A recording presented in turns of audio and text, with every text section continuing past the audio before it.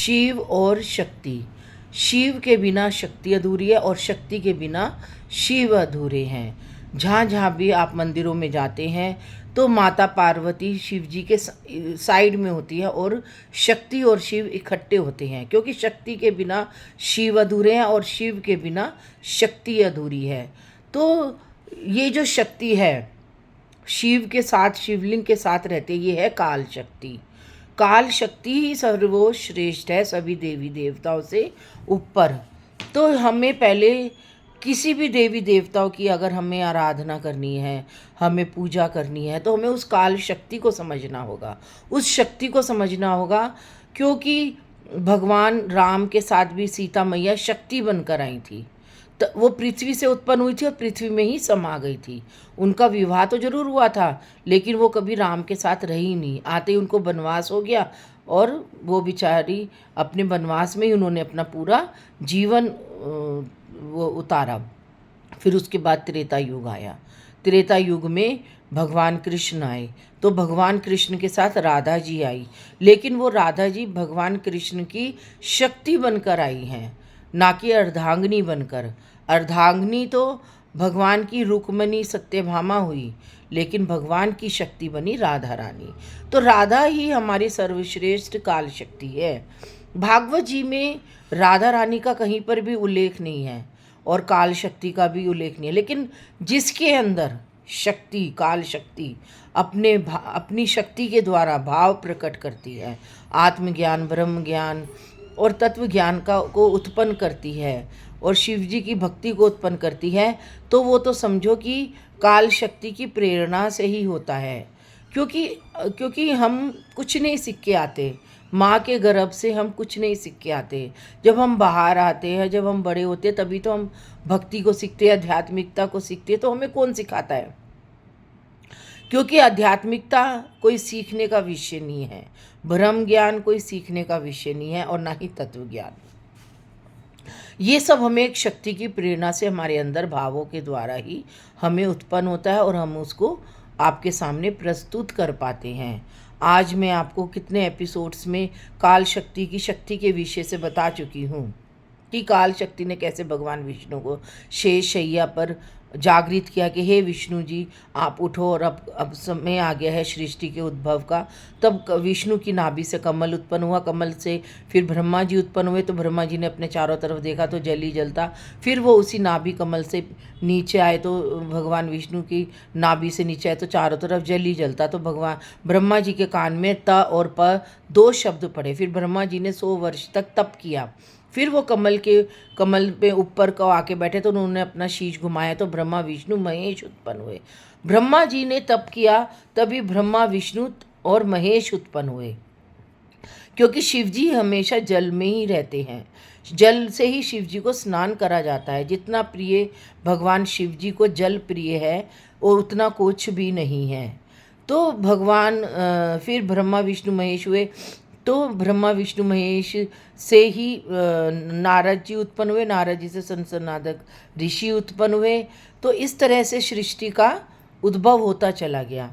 फिर प्रियव्रत उत्पन्न हुए, प्रियव्रत से फिर सृष्टि का उद्भव हुआ। प्रियव्रत भी एक भगवान के बहुत बड़े भक्त थे। उन्होंने कहा कि अब मैं विवाह नहीं करूँगा, तो सब ने उन्हें समझाया। तब भगवान शिव ने उन्हें समझाया कि तुम्हें विवाह करके सृष्टि का आगे पालन करना है। फिर मनु और शत्रुपा उत्पन्न हुए। मनु और शत्रुपा से इस सृष्टि का उद्भव हुआ। आज मैं ये आपको एक गृहस्थ जीवन में रहकर इतने अच्छे से ढंग से समझा रही हूँ, तो ये मुझे भागवत जी पढ़ने से नहीं मिला। ये मुझे इतना कुछ मैंने लिखा उससे नहीं, वो मुझे अपने अंदर से अनुभव हुआ। मैंने इस सबको अपने अनुभव से जाना, और ये भागवत में भी है सब कुछ। लेकिन मैंने भागवत जी ग्रंथ उठाने से पहले ही इस विषय पे काफ़ी कुछ लिख दिया था। तो मैं तो अपने आप को धन्य मानती हूँ कि आज इस गृहस्थ जीवन में मुझे इतनी अति आध्यात्मिकता मिली। क्योंकि हमें कभी भी नकारना नहीं चाहिए कि हमें कुछ नहीं दिया भगवान ने। अगर हमें सब कुछ दिया है भगवान ने, 2 रोटी खाने को दी है, छत दी है, यही हमारे लिए बहुत है। अगर हमें 2 रोटी अच्छे से मिलती रहे और 1 छत मिलती रहे, तो हमें कुछ नहीं चाहिए। मैंने आज तक इतना मैंने अपने दोनों बच्चों की शादी करी, लेकिन मैंने अपने लिए वैभवता वाला जीवन कभी नहीं चाहा। मैं तो चाहती हूँ कि मेरे को एक साधारण सा ही जीवन मिले, साधारण सा ही खान पीन मिले, ताकि मैं भगवान का नाम लेती रहूँ, भगवान के नाम को जप सकूँ। क्योंकि हम जितना कलयुग में जाएंगे उतना ही हम पीछे भगवान के से होते चले जाएंगे। क्योंकि ये जो चारों तरफ का समाज है, ये कलयुगी समाज है। जितना हम इसकी वैभवता में फंसेंगे, इसकी भौतिक साधनों में फंसेंगे, हम उतना ही उनके वैभव में जाएंगे, तो उतना ही हमारी भक्ति भी क्षीण होगी, हमारी भगवान से दूरी भी कम होगी। हमारा हृदय तो बस हर समय, हर क्षण, हर पल परमात्मा का ही नाम लेता रहे, चाहे हम मेडिटेशन करें या ना करें। गोपियों ने कभी मेडिटेशन नहीं किया। गोपियों ने हर पल, हर क्षण, चाहे वो कोई भी कार्य कर रही होती हैं, चाहे वो कपड़े धो रही होती है, चाहे बर्तन मांज रही होती है, चाहे खाना बना रही होती है, चाहे अपने बच्चों को नहला रही होती है, लेकिन उनके हर क्षण, हर पल परमात्मा बसे हुए थे, भगवान कृष्ण बसे हुए थे। ऐसे ही हमारे साथ भी अगर हम हर पल, हर क्षण, चाहे हम बाजार जा रहे हों, चाहे हम कहीं पे भी कोई भी कार्य कर रहे हों, चाहे हमारे ऊपर कितना ही दुख आए, कितना ही कष्ट आए, कितनी विषम परिस्थिति आए, तो हमें हमेशा भगवान, हमारे हृदय में ऐसा होना चाहिए कि भगवान हमारे साथ है। और मैंने इस चीज़ को कई बार अनुभव किया, अनुभूति करी, और भगवान का स्पर्श को अनुभूति करी, भगवान की अंतरात्मा को स्पष्ट की अनुभूति करी। तभी मैं आपको इस विषय से अवगत करा रही हूँ। क्योंकि जब मैं स्वयं उस चीज़ को अनुभव करती हूँ, अनुभूति करती हूँ, तभी मैं आपके सामने, आपके समक्ष प्रस्तुत करती हूँ। क्योंकि आज तक मैंने जितनी भी वीडियो बनाई है, बोला है या लिखा है, वो मैंने बड़े बड़े भागवत वक्ताओं को पढ़ाया है, बड़े बड़े भागवत वक्ताओं को सुनाया है। तो सबने मुझे भगवान की कृपा दृष्टि से अवगत कराया कि तुम्हारे ऊपर राधा रानी की कृपा है। तो उससे हमें क्या मिलता है कि हमें प्रेरणा मिलती है आगे बढ़ने की। जैसे जैसे मैं आगे बढ़ती गई, आगे बढ़ती रही भक्ति में, अध्यात्म में, वैसे वैसे मैं संतों के पास जाती रही और अपनी आध्यात्मिकता के विषय में उनसे पूछती गई। जो मेरे अंदर कमी थी वो उन्होंने मेरा को पूरा किया कि ऐसे करो तो वैसे करो। मैंने उनकी आज्ञा को माना, तो आज मैं इस विषय पर इतनी अच्छी जगह पे आ गई कि मुझे अब स्वयं लगता है कि हाँ, मैं जो भी आपके सामने व्यक्त कर रही हूँ, क्योंकि मैंने भागवत जी का अध्ययन किया है, और जो भी मैं विषय से अवगत कराती हूँ वो भागवत जी के अध्ययन से ही कराती हूँ। क्योंकि सब ग्रंथों में सर्वश्रेष्ठ भागवत जी है। श्रीमद् भागवत ग्रंथ और श्रीमद् भगवत गीता, ये दोनों ही सर्वश्रेष्ठ माने गए हैं और सर्वश्रेष्ठ ही माने जाएंगे। तो ब्रह्मा जी ने वेदों का अध्ययन किया, ब्रह्मा जी ने वेदों की प्रस्तुति करी, ब्रह्मा जी ने ही वेद ब्रह्मवेत्ता है ब्रह्मा जी।